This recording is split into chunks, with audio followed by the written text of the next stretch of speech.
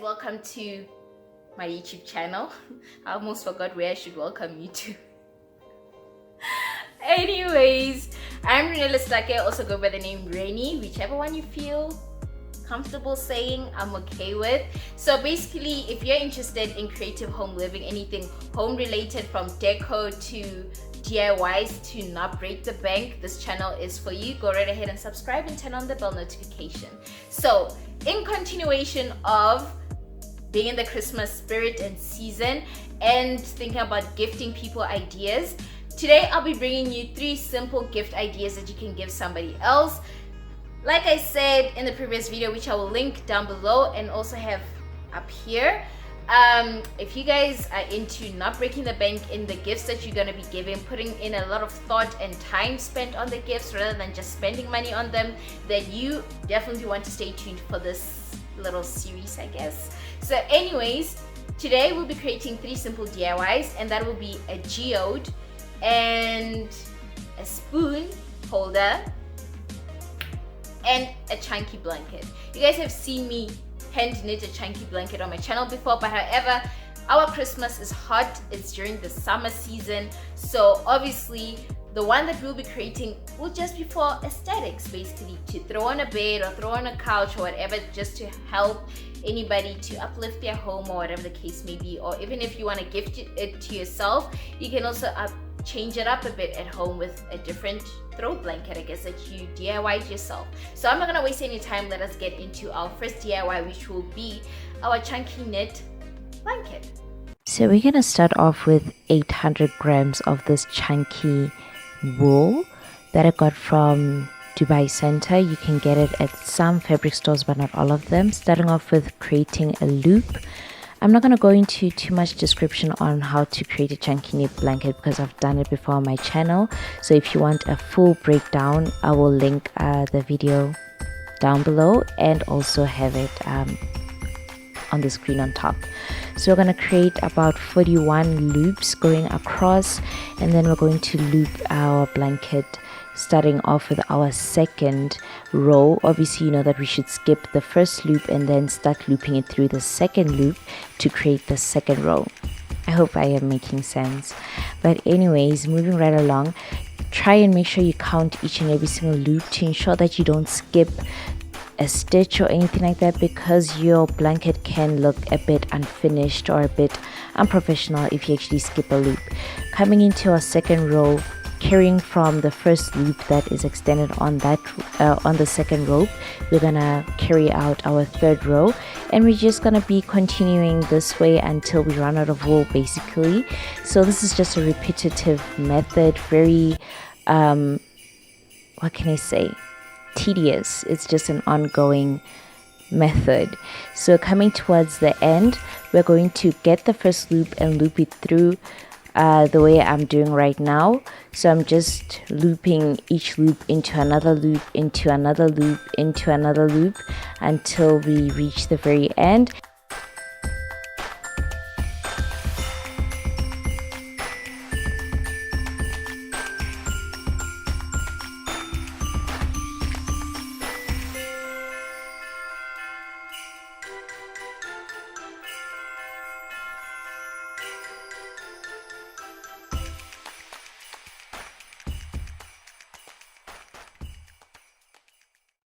The chunky knit blanket, I really do, and it's nice, it's light, it's airy. It's not for the main purposes of keeping warm, but just for aesthetic purposes. And I'm sure anybody would love to have something to throw on their bed that looks very nice, or throw on their couch, or wherever they want to use it, I guess. I really do enjoy it and I really do love it, and I'm planning on gifting it to a special someone. Yeah, so it is a nice gift. It is very affordable. It's more about time being consumed more than money, actually. For a chunky knit blanket, it is very affordable. So let us get into our next DIY. We are going to DIY a spoon holder. So I don't have one. I've never had a spoon holder before, but I definitely know that this is a season where we do a lot of cooking. So obviously it'll be nice to give somebody a spoon holder because it's a season where they'll be cooking the most. So starting off with molding my clay, I'll be using air dry clay. You can use whichever clay that you prefer. I just only have access to air drying clay, so hence why I'm using it. You can choose which color clay you want to use. I went with the white. I just like the nice white finish, and rolling it up into a bowl so I can roll it. I'm basically trying to control the texture of the clay and make sure that it's nice and smooth and very malleable, shall I say. So as soon as I roll it out, I'm also going to cut out a template so that I know how to cut off my spoon holders. I'm just getting ahead of myself just so I can put up a disclaimer when it comes to this DIY. The finish of this DIY, I ended up using a Rust-Oleum spray paint, but however I did realize only editing this video that actually I didn't look up if whether it is safe to put a spoon on something that is spray paint finished, because last thing I want is to advise you guys to do something and end up consuming chemicals of any sort that could be detrimental ooh or harmful to your health. So I do suggest that you line it with a clean wrap or something, or some form of plastic, and don't put your kitchen utensils directly onto the spoon holder unless if you're 100% sure that whatever finish you used on your clay is actually good and healthy for you to possibly consume accidentally or anything like that. So obviously rounding up the edges of this clay, getting back into describing what I'm doing, I'm going to round off the edges so if ever I'm putting something that had liquid on it, it doesn't run off and it actually gets trapped onto the spoon holder. And adding letters to personalize it, just like I did with my coasters. I will link that video also down below in case you guys missed it. And then I'm just going to flip those letters out. You can initial whoever you're going to gift this to, but however in my case I won't gift it to anybody because I don't expect them to take safety precautions like I am going to, knowing what I know that with the finished spray paint, I'm not sure if it is healthy or not healthy to accidentally consume, basically, or ingest. That's what I'm trying to say. Sanding off the edges, smoothing everything out. I'm going to create paint patterns on it. This is where you can be creative with it, because if this is going to sit on your kitchen counter, you want it to look nice and visually pleasing and aesthetically pleasing to the eye. So I went right ahead and sealed mine with spray paint and we're good to go.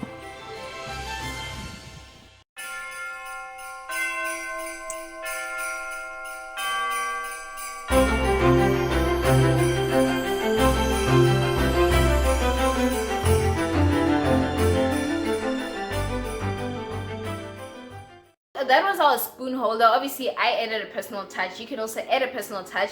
I do love personalized gifts. You can personalize it by initialing whoever you be giving the gift to, make it more personal for them, something that they can love and enjoy and everything like that. But I loved it. I love it.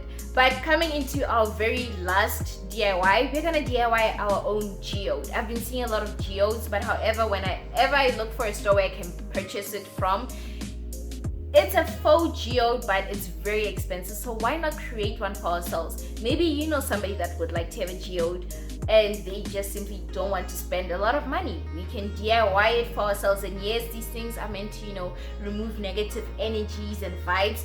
We'll be removing fake vibes with a fake geode. Ha! I got it from my sister. I'm not gonna take full credit for that.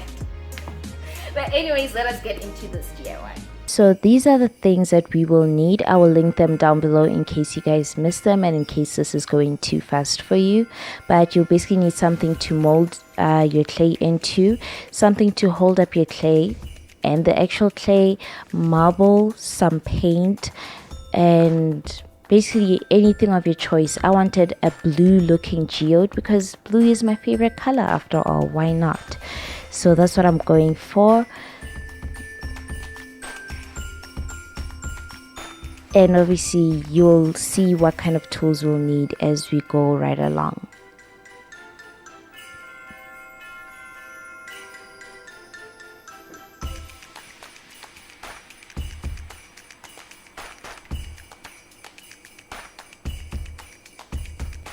So starting off with applying some clean wrap to my shape. Honestly, I could have used some form of oil to protect the shape, but I went with clean wrap because I wanted the texture of the clean wrap to mimic more of a stone-like texture. And then now that I've clean wrapped my shape, I'm going to start molding my clay into small sections so it can be more manageable basically. So I'm rolling it down and then I'm going to start applying it to my shape basically. Pressing it down to the sides and right at the center of the circle basically. That's what I'm doing. What I realize is if your clay is very moist, I don't know why most people hate that term or that word moist, but if your clay is moist, it's easy for you to connect the two halves. And as soon as that's connected, I'm going to rip away the clay right at the top, trim it down, and then I'm going to roll a separate batch so that I can create a thick edge basically. Then I'm gonna roll it flat, but not too flat. I'd say maybe a centimeter or so. Oh, and by the way, in this DIY, you want your clay to be as thick as a centimeter. That way it can be strong enough, but not too heavy. You don't want it to be too heavy where it's hard for it to balance on the stand, but you don't want it to be too thin where it's gonna get difficult for you to start gluing down your marble in it. So ensuring that I mold the clay, I think this is more of a self-explanatory situation. It's better to see it than to hear me explain how to do it. As soon as everything was done, I started going over with water and smoothing out the edges and the inside of the clay.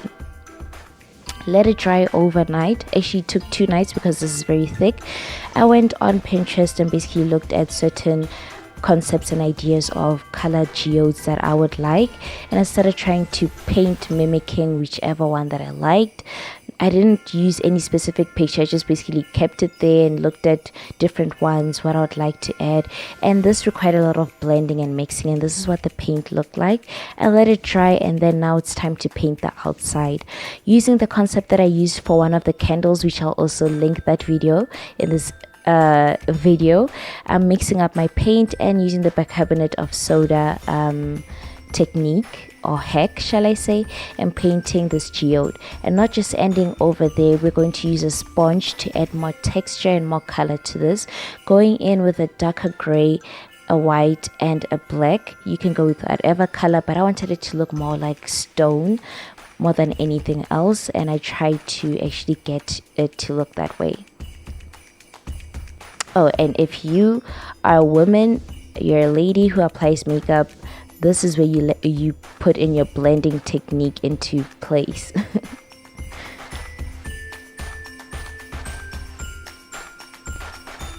After letting it dry, it's now time to actually hammer down the marbles so they look like this. I would suggest that you wrap them in fabric so that they don't fly away, hurt you or anything like that. But I want to warn you guys need to be safe when doing this. Using hot glue, I'm going to attach the marble in there. I suggest that you have some form of hard gloves on to protect your hands, because this might cut you or get into your finger. I had one actually kind of stab my finger, I guess. So I would suggest that you use a very hard glove, or what do I call those gloves? Oh man, I do own them and I don't know what they're called. Heavy duty gloves. So going into spray painting the base of this, I'm going with the color black. You can go with whatever color you want or just keep it as stainless steel as it looked, but I went with the flat black. I drilled this off camera. Sorry I lost that footage, but I'm just applying hot glue and putting that stem through and we're good to go.